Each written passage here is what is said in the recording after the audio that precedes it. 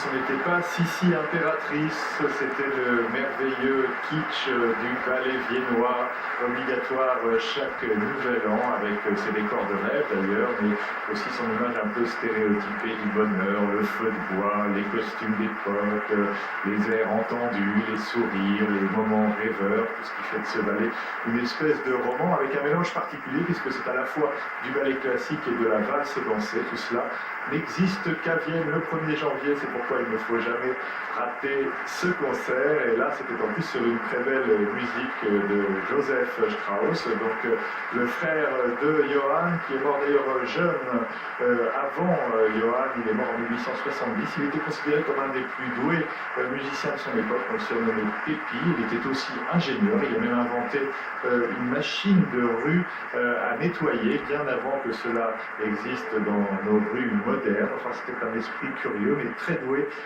pour la musique.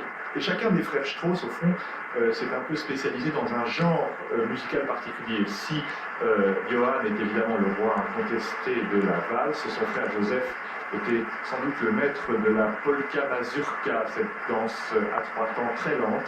Et puis le petit frère, Édouard, qu'on va entendre dans un instant, lui était plutôt spécialisé dans les polkas et dans les galops, dans ces 2 temps très très rapides. On va le retrouver dans une minute, mais voici donc Franz Welser-Möst, d'ailleurs avec un petit accessoire légèrement caché derrière sa jambe. Je sens qu'on va avoir droit au gag obligatoire, lui aussi, du concert du Nouvel An.